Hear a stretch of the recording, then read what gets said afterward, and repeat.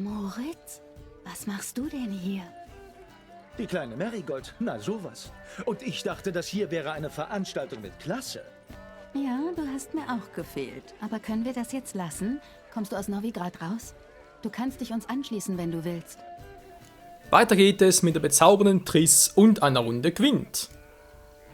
Mich euch anschließen? Und wer wäre das wohl? Unter anderem deine Freunde. Sobald alle versammelt sind, führe ich euch. Du führst? Vergib mir, Marigold, aber da kann ich mich ja gleich von einer lahmen Ente führen lassen. Mach's gut.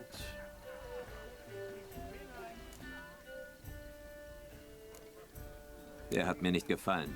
Warum wolltest du unbedingt mit ihm reden? Er ist ein alter Freund, Moritz Diefenthal. Ich erzähle dir die Geschichte ein andermal. Ja, besser wäre es, denn jetzt haben wir hier noch etwas viel, viel Wichtigeres zu tun.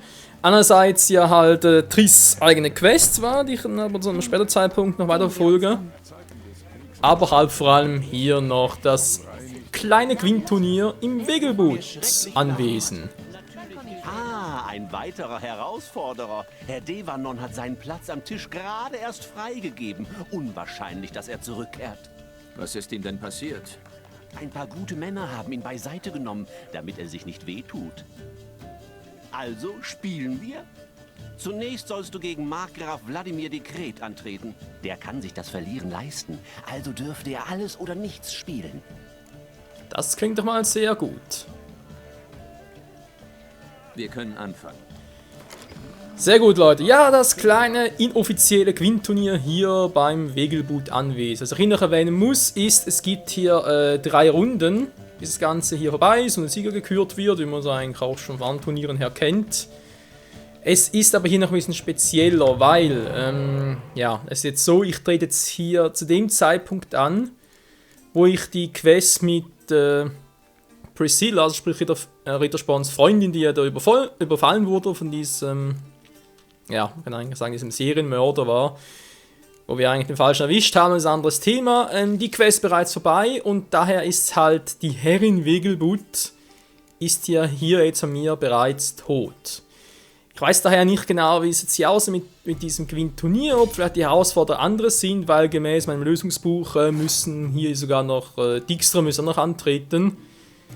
Was mir jetzt aber nicht tut bei diesen 3 Herausforderer, daher, ich weiß nicht so recht, ob das je nachdem halt, wenn man diese Quest, sprich eben der Triss, oder lebenswichtige Angelegenheit, wenn man diese Quest nach der mit Priscilla macht, ob da halt die Gegner anders sind als vorher. Kann ich jetzt so nicht verraten. Aber egal, wir kriegen hier trotzdem 3 sehr seltene Karten und, soweit ich gesehen habe, auch 3 ziemlich einzigartige. Also, ob man die noch irgendwie per Zufall kriegt, gut, kann natürlich vielleicht auch sein, aber es sind noch mächtige Karten, sind noch gute Karten, deswegen dachte ich mir so, sage es euch halt trotzdem. Das kleine Gwent-Turnier hier beim Wegelbud-Anwesen. Natürlich nicht zum Vergleich zu dem Turnier in der Passiflora, aber hey. Gwent ist Gwent, jetzt müssen wir mal gucken. Ja, dann natürlich mit der kleinen Ciri ist eigentlich immer eine gute Idee. Andererseits führe ich schon mit fast 20 Punkten, also soll ich aber noch was machen oder überlasse ich den Gegner? Er braucht sicher mindestens 2 Karten, um da was zu machen. Ich könnte West zurückholen, aber warum? Man hat sowieso nur 5 Punkte, bringt also nicht sehr viel.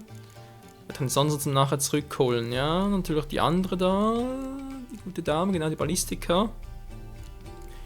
Soll er vielleicht noch Verstärkung spielen?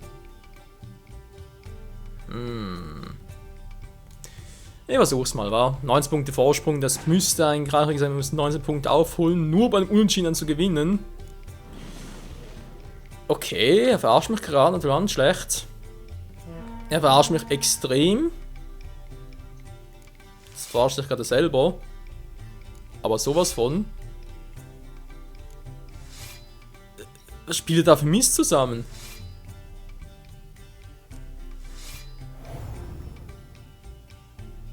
Wow.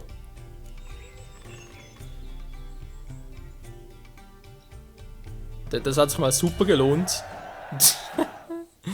Alter, die NPCs, teilweise fragen man sich echt schon, wie kann man nur so doof sein? Andererseits, Das sage ich jetzt noch, von wegen so doof sein. Warte mal ab, wenn dann, ich glaube, der nächste Part ist das. Ja genau, der nächste Part kommt dann das große Quint-Turnier. Da ist etwas ganz anderes. Das kann man nicht mehr vergleichen. Nee, das ist nicht mehr schön, was da passiert. Das sind die Gegner extrem stark.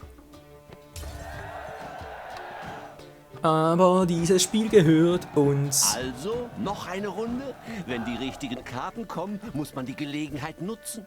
Dein nächster Gegner, Graf Gomo Seling. Sein Vater hat einst den Familiensitz im Nimnatal verloren. Gomo tritt offenbar in seine Fußstapfen. Aber unterschätz ihn nicht. Verzweifelte können gefährlich sein. Ja, wem sagst du das? Wir können anfangen. Neben hier müsste jetzt eigentlich Dijkstra antreten gemäß meinem Lösungsbuch, aber eventuell ist irgendwie ein Bug, der behoben wurde. Hier haben wir Milva! Hey, die kennen wir auch aus den Büchern noch, aus vor allem die Dame vom See. Wo sie leider verstarb. Naja. Gut, die anderen sind Team. Ich hätte genug Power für unser Scoia'tael-Deck. Und die Kampfverteidiger sind ein bisschen nutzlos für das Scoia'tael-Deck im Sinne von Monster farmen und so weiter.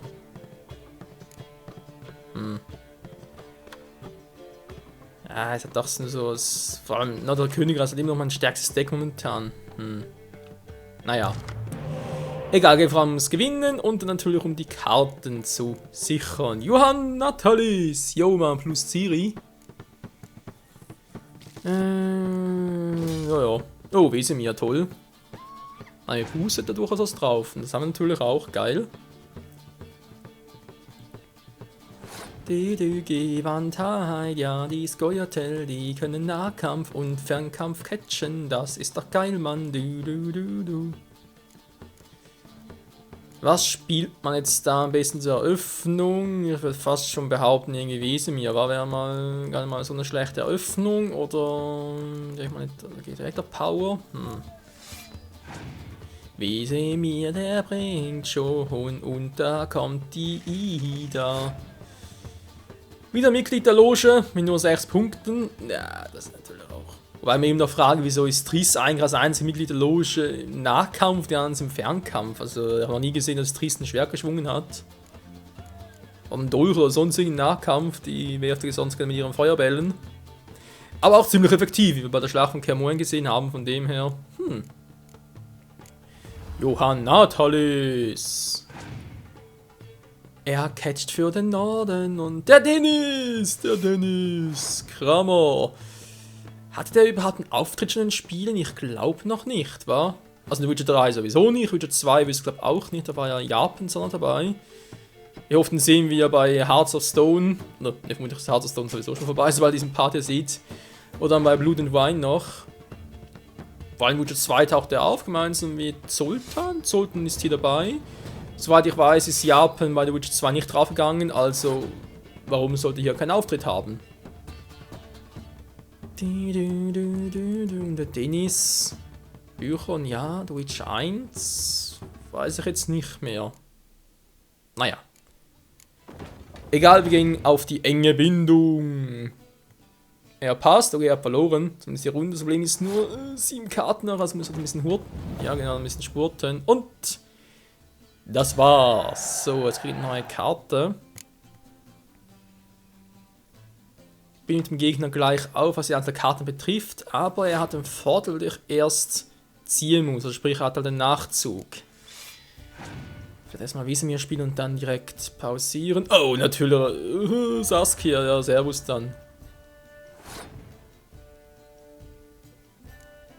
Alter Schwede. Sei es ein Test, yo. Sei es ein Test, ja. Die Drachennamen sind sowieso immer so etwas. Das sind die reinsten Zungenbrecher. Bringt natürlich jetzt alles nichts, was ich hier spiele. Außer hier volles Risiko, um versucht die Kunden zu gewinnen.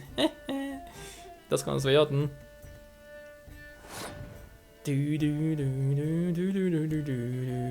enge Bindung, yo Mann, das gibt Power. Isengrim spielte. Oh. Das sehe ich nicht gerne. langsam mal Ciri spielen, obwohl ich Ciri immer gerne von den Schluss aufsparen möchte. Also mal angenommen, ich verliere die Runde, dann wäre die dritte, letzte Runde, vielleicht kriege ich noch 1, 2 Karten. Und ich hätte nur Ciri, aber Ciri muss erstmal kontern. Mit 15 Punkten, hallo, also ja, da was mache ich jetzt? Verbrennen natürlich doof. Ich könnte vielleicht Ström der Ringe mal zocken, wa? Nach dem Volltest vielleicht noch nach. Wäre eine Idee, um ein bisschen Zeit zu schinden. Wir haben beide 3 Karten.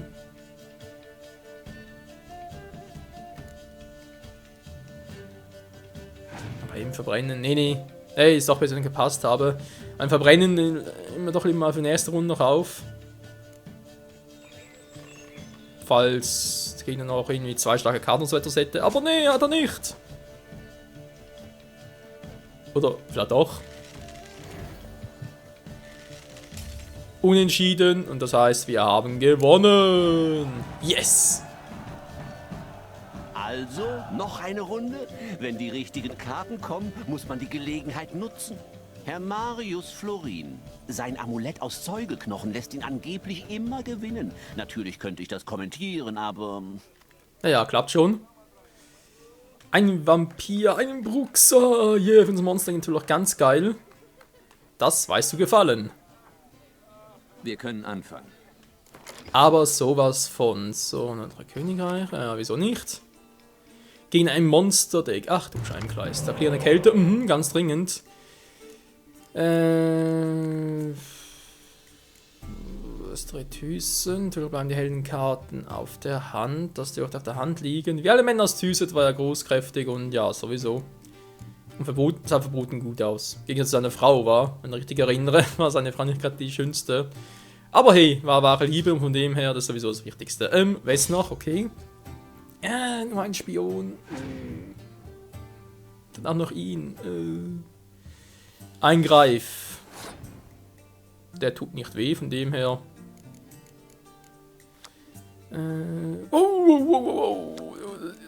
Alter Schwede, okay. Was mache ich am besten? Ich brauche Karten. Ja, Dixter, gleich noch 2 weitere Karten, geil. Die Krabspinne. Und natürlich insgesamt 3 Karten hervor, stimmt das? Ja. Alter, also Krabspinnen sind echt übel. Gut, würde man sagen, ich boosten weiterhin. So ruhig Angriffsmodus spielen, also Nahkampf ist kein Problem. Ich habe eben noch die klirrende Kälte und dann kann ich vielleicht noch Ciri zocken. Könnte sogar klappen, wa? Die eine Kälte plus Ciri. Das wird sogar werden, würde reichen. Mann, ich habe 5 Karten mehr, ich habe so einen riesen Vorteil. 7, 8, 9, 10, 11, 12. Ne, braucht schon Ciri. Weil auch wenn ich eine kleine Kälte spiele, kann er trotzdem auf insgesamt 12 Punkte, wa? Die Heldenkarten für alle Fälle, weiß ja auch nie, wa? Kartenvorteil natürlich das eine, das andere ist halt die nötige Stärke der Karten.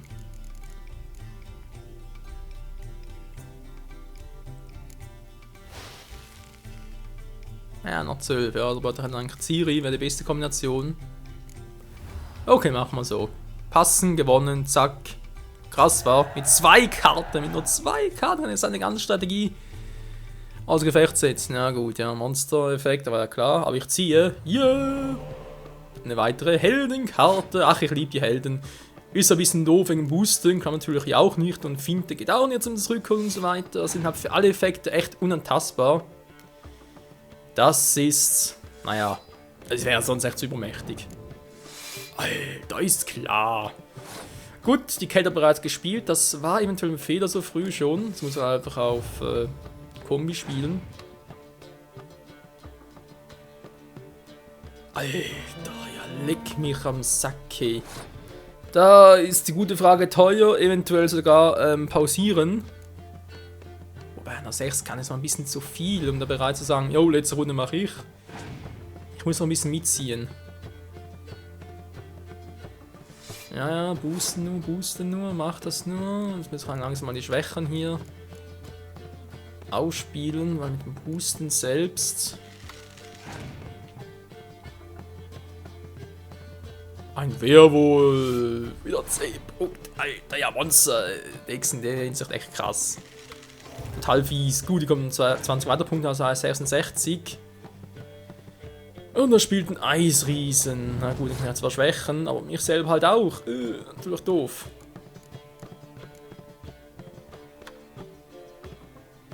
Weiteren Heldenkarten hier zu verschwenden.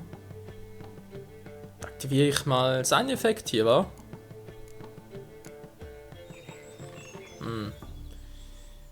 Ja, es ist schon so, jede Phase, mein Körper schreit nach Passen, passt doch mal. Andererseits auch erst mal gucken, was er für Karten hat. Er hat 2 auf der Hand, eine bleibt auf dem Feld, sind es noch 3 Karten. Ich spiele ein bisschen weiter. Bin gespannt. Ich bin überrascht, dass er gar nicht passt, mir noch zu sagen, der ist so doof, ey. Also wäre ich an seiner Stelle, ich hätte gepasst und weil, ganz ehrlich, wie soll ich das überhaupt jemals aufholen? Aber gut, ist selber schuld, war Imnerit, dass die auf dem Feld bleibt. Glaub nicht, war mal von dem Effekt. Alter, der Auge hat auch noch was für 102! Komm erstmal auf den Wert, hey. Alter, Fatzke. Ja, so würde es passen. Hat er gewonnen, ist mir egal. Komm schon, hat eine Kanne noch am Feld. Keine Kanne auf der Hand, das war so doof gezockt von ihm. Das muss ich einfach gewinnen. So, ist vorbei. Strategie geht über Muskelkraft.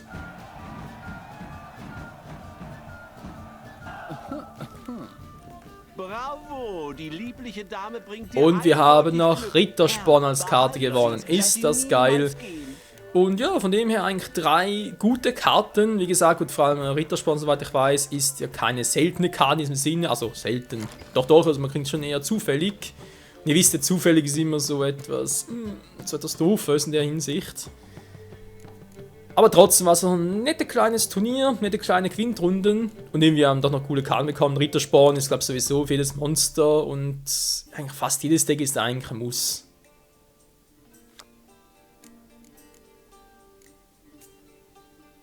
Ja, vielleicht nicht unbedingt für jedes Deck, aber für ein Monster-Deck schon, wenn man behaupten. Außerdem, du hast da Iridim mit seiner Spezialfähigkeit noch.